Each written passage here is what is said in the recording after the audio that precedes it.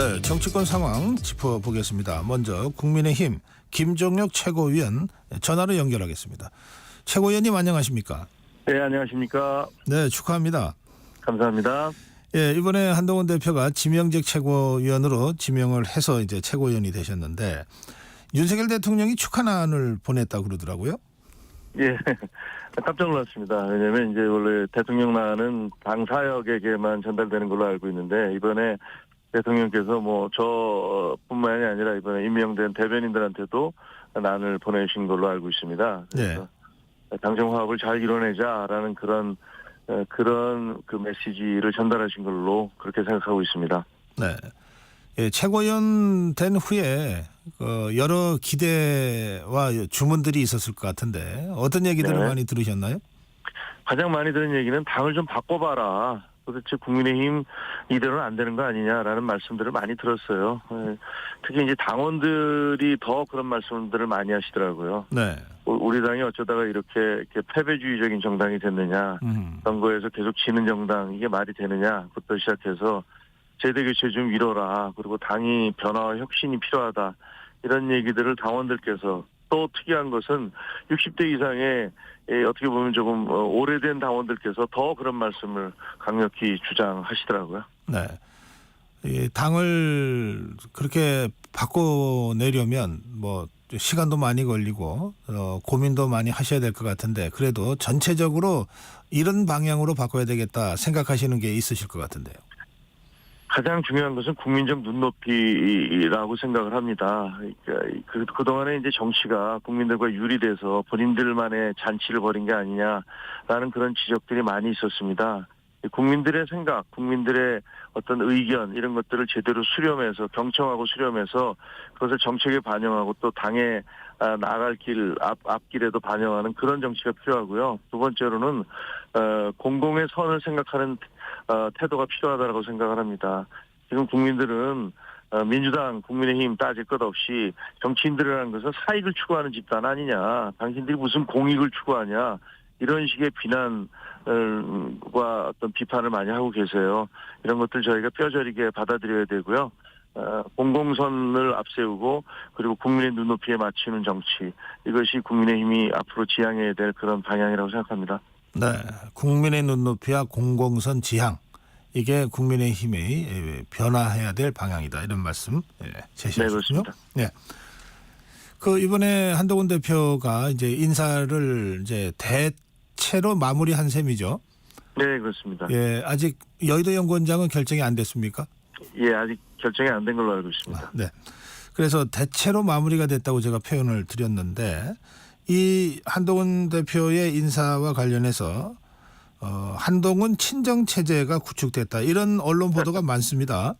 예. 그리고 그런 친정 체제의 이제 대표적인 예로 우리 김종혁 최고위원이나 또 신지호 전략기획부총장 이런 분들을 거론하는 언론들이 꽤 많던데 어떻게 생각하세요?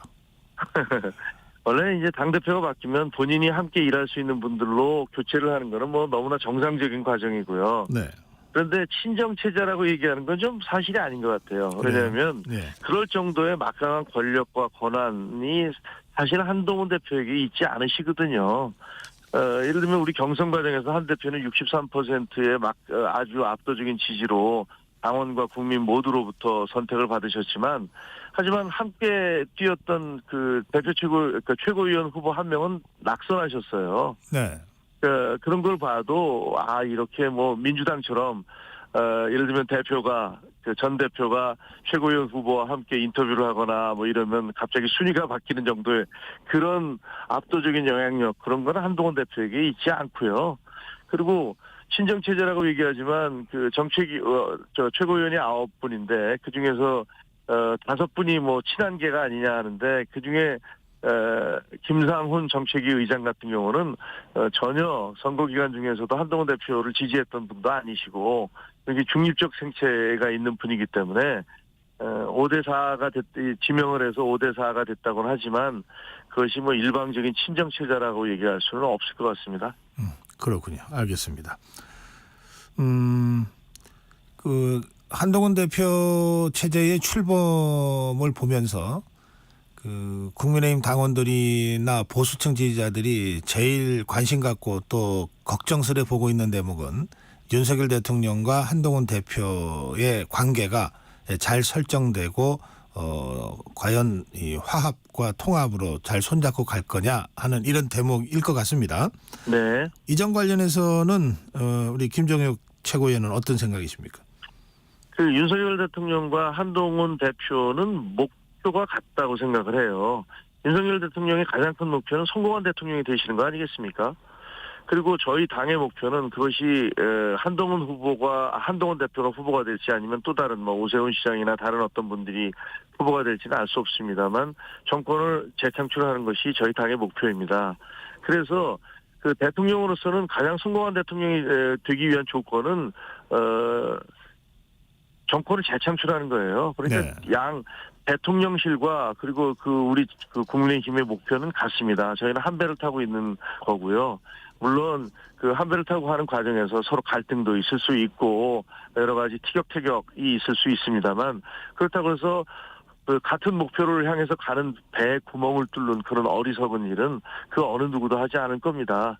따라서 저는 대통령실과 그 국민의힘 그리고 윤석열 대통령과 한동훈 대표와의 관계가 그 언론에서 지적하거나 우려하는 것처럼 이렇게 문제가 발생하는 일은 더 이상은 없을 것이다라고 생각을 합니다. 네. 같은 배를 탄 이상 같은 목적지로 갈 거다. 그런데 김정일 최고위원이 두 사람이 네. 그런데 더 이상 옛날 관계로 돌아가서는 안 된다. 또 이런 말씀도 하신 걸로 보도가 되는데 네. 이건 어떤 뜻인가요? 아니 그러니까 저희는 이제 공적 관계잖아요. 대통령과 당의 대표는 공적 관계이신 거고 국민을 위한 공공선을 위해서 일을 하시는 거예요. 그런데 두 분이 굉장히 가까우신 사이였잖아요. 오랫동안. 같은 선후배였고 예를 들면 저도 기자 생활 오래 했습니다만 제가 편집국장을 할 때 제 부장이라든가 이러면 굉장히 가까운 사이예요. 하지만 그것이 제가 어떤 공적인 일을 할 때 그 과거의 어떤 사적 인연이 오래 있었다는 것들로 인해서 그 관계가 계속 지속되면은 안 되잖아요. 그러니까 대통령은 대통령대로의 어떤 역할이 있으시고 또 당대표는 당대표 나름대로 해야 할 일들이 있기 때문에 그런 면에서 과거의 어떤 인연이나 사적 관계보다는 공적인 관계로 공공선을 함께 추구해 나가는 것들이 옳다라는 그런 취지에서 드린 말씀입니다. 예, 그렇군요. 지금 더불어민주당이 전당대회를 진행 중인데요. 예, 그렇습니다. 이재명 후보가 그 TV 토론에서 가장 만나고 네. 싶은 사람이 누굽니까? 이런 공통 질문에 대해서 윤석열 대통령이라고 밝혔어요. 깜짝 놀랐습니다. 그리고 나서 하루 만에 박찬대 대표가 여야 영수회담을 제안했습니다. 예, 네. 어떻게 보십니까? 아니 저는 여당과 야당의 정치 지도자들이 대통령을 포함해서 자주 만나야 된다고 생각은 합니다. 근데 과거에 이제 이재명 대표께서 재판 검찰 수사를 받고 있었고 이런 와중에는 만나기가 쉽지가 않아요. 왜냐하면 대통령이 만나면은 뭐 검찰에다 무슨 사인을 주는 게 아니냐, 무슨 지침을 내리는 게 아니냐, 뭐 이런 얘기들이 많이 나올 수 있기 때문에 그건 불가능했지만 이미 이제 재판으로 넘어갔단 말이에요. 네. 그런 이제 공은 떠난 것이고 이거는 이제 사법부에서 판단할 내용이기 때문에 대통령께서 야당 대표를 만나고 여당 대표를 함께 만나는 것들 아주 좋은 일이라고 생각을 합니다. 단지 이재명 대표께서 지난번에 첫 번째 만남처럼 이 대통령을 만났는데 갑자기 나가는 사진 기자들, 카메라 촬영 기자들 전부 다 나가지 말라고 하고서 본인이 무슨 가져온 A4 용지를 줄줄이 읽는다든가 이런 거는 참 저는 굉장히 결례였다고 생각을 해요. 네. 그래서 이런 일들은 하면 안 되겠다. 그리고 거기서 본인이 뭐 공개적으로 다 얘기한 다음에 뒤에서 만나서 무슨 더 추가 합의가 있을 수 있겠습니까? 원래 영수회담이라는 것은 그런 공개적인 자리에서 할 수 없는 얘기들을 허심탄회하게 나누면서 문제를 풀어가자는 거였는데 1차 영수회담에서는 하나도 얻어낸 게 없잖아요, 서로가. 그러니까 이렇게 보여주기식의 영수회담이 아니라 실질적으로 내실 있는 영수회담이 있었으면 좋겠다라고 생각을 합니다. 네. 더불어민주당 또 박찬대 원내대표가 얘기한 여야 영수회담이요. 네.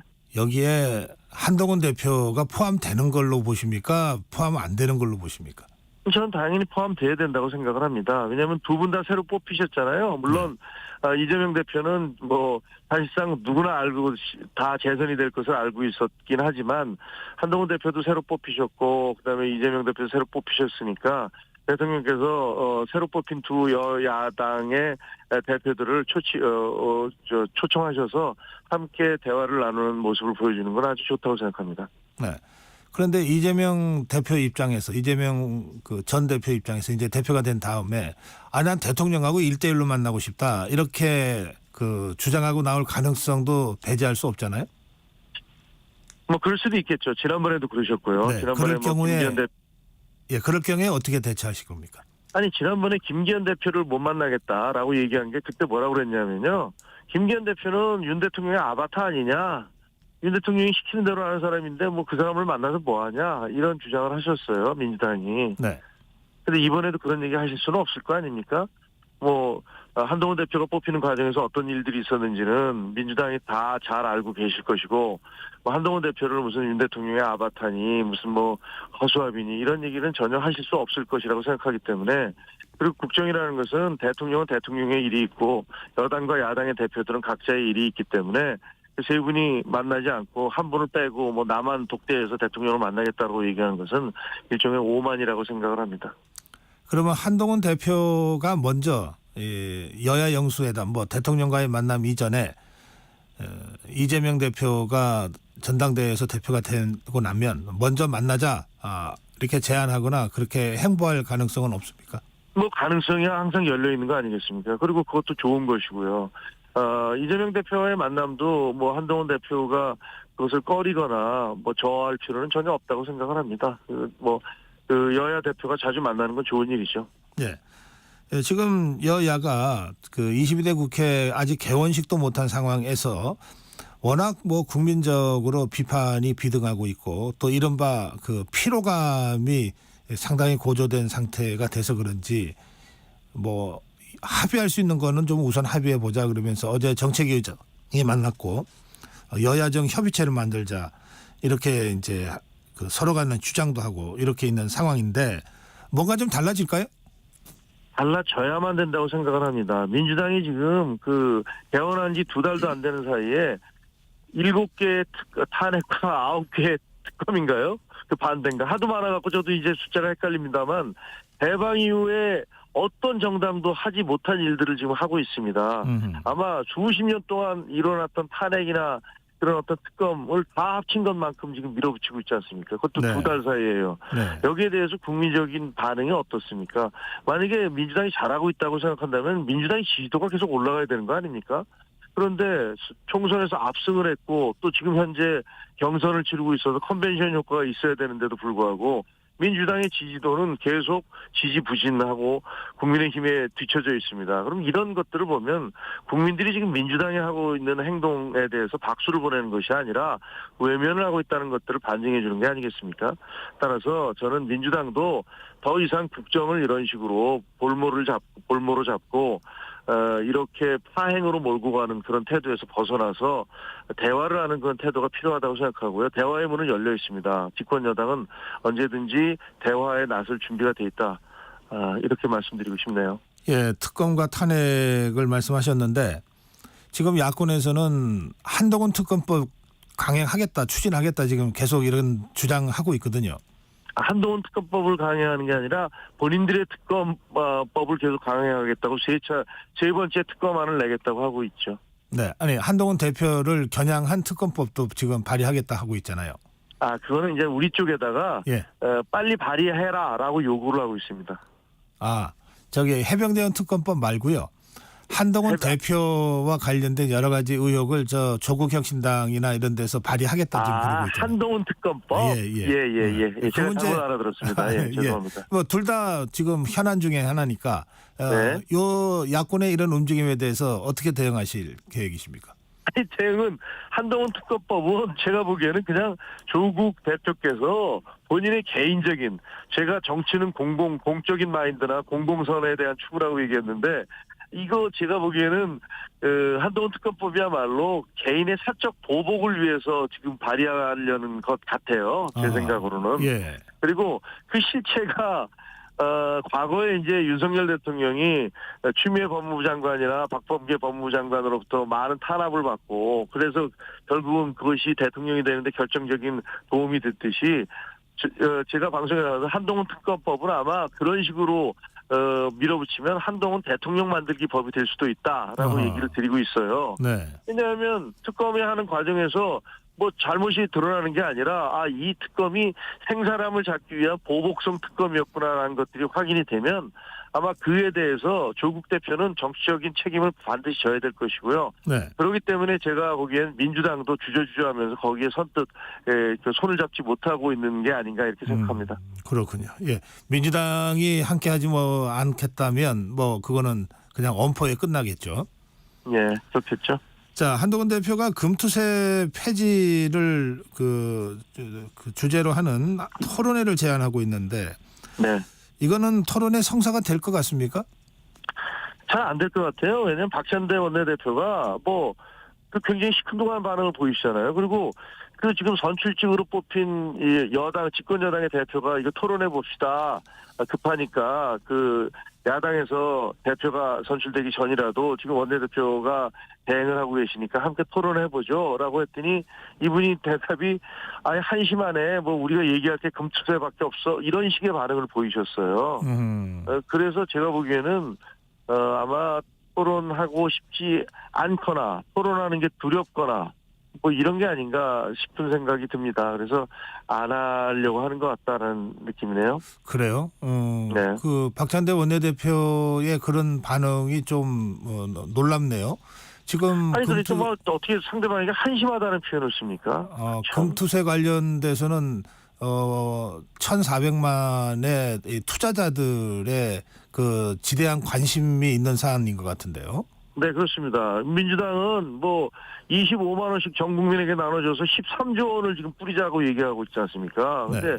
금투세를 완화하거나 없앨 경우에 세수가 1조 3천억인가 줄어드는데 그걸 어떻게 할 거냐 이렇게 외치고 계세요. 세수 감수. 그러면 13조 원은 그렇게 길거리에 뿌려도 예를 들면 길거리에 뿌리는 건 아니지만 모든 분들에게 다 나눠줄 경우 그것이 가지는 어떤 경제적 효과라든가 이런 것들이 얼마나 되겠습니까? 그래서 저는 민주당의 어떤 주장 자체는 논리적으로 모순이 있다라고 생각을 해요. 네. 예, 조금 전에 최고위원님 말씀 잠깐 나왔는데 해병대원 특검법 있지 않습니까? 세 번째 네. 발의하겠다고 하는 거요. 네. 예, 이 문제 관련해서는 한동훈 대표가 제3자 추천 특검법을 대안으로 제시한 상황 아닙니까? 그렇습니다. 그러면 법안 발의를 어떻게 하실 건가요? 그러니까 법안 발의는요. 지금 현재 우리 당에서 거기에 반대하는 의원들이 압도적으로 많은 게 사실이에요. 네. 우리 당 의원들은 그거 해병대원 특검법 자체가 민주당이 논리적으로 말이 안 되는 주장을 하고 있는 건데 우리가 왜 거기 동조해야 되느냐라는 그런 생각을 하고 계세요. 네. 하지만 지금 한쪽에서는 결사적으로 이거 특검법을 해야겠다고 하고 한쪽에서는 죽어도 못한다라고 얘기를 하고 있으면 그럼 거기서 집권당으로서는 어떤 매듭을 짓고 국정을 끌어나가야 되지 않습니까? 그에 대한 해법으로 제시됐던 것이 제3자 특검법이죠. 그러니까 네. 민주당이 주장하는 자기들이 특검을 지지명하겠다라는 그리고 특검이 조사한 내용은 피의 사실과 관계없이 아무거나 다 공표할 수 있다. 그리고 누구든지 불러들일 수 있고 시기와 상관없다라는 이런 악법 조항, 이런 독소 조항을 빼고 나서 합리적인 어떤 특검 제3자가 지명을 하고 대통령이 임명을 하고 그다음에 독소 조항을 뺀 특검 조항을 만들어서 이로 가자라는 게 한동훈 제3자 특검법의 핵심인데 네. 결국은 이제 공수처도 발표를 하고 수사 결과를 발표를 하고 양쪽의 주장이 계속 충돌하다 보면 어떤 식으로든지 매듭을 지을 수밖에 없는데 그 경우 저는 결국은 한동훈 대표가 후보 시절에 주장했던 그 방안으로 갈 수밖에 없다. 그런데 그런 과정까지 가기 위해서는 한 대표도 당내의 반대를 많이 있으니까 이분들을 설득하는 과정이 필요하다. 이렇게 보여집니다. 네. 앞으로의 과정이 상당히 좀 놓여 있기 때문에 먼저 불쑥 제3자 추천 특검법을 발의한다거나 하는 그런 상황은 예상하기 어렵다. 예, 그런 말씀이시군요. 민주당이 요구하는 건데요. 민주당이 빨리 당신 한두 명이라도 해서 발의를 해라라고 얘기하는데 그거는 우리 당내에서의 갈등과 분열을 알겠습니다. 조장하기 위한 거죠. 네, 오늘 여기까지 말씀 듣겠습니다. 고맙습니다. 감사합니다. 국민의힘 김정혁 최고위원이었습니다.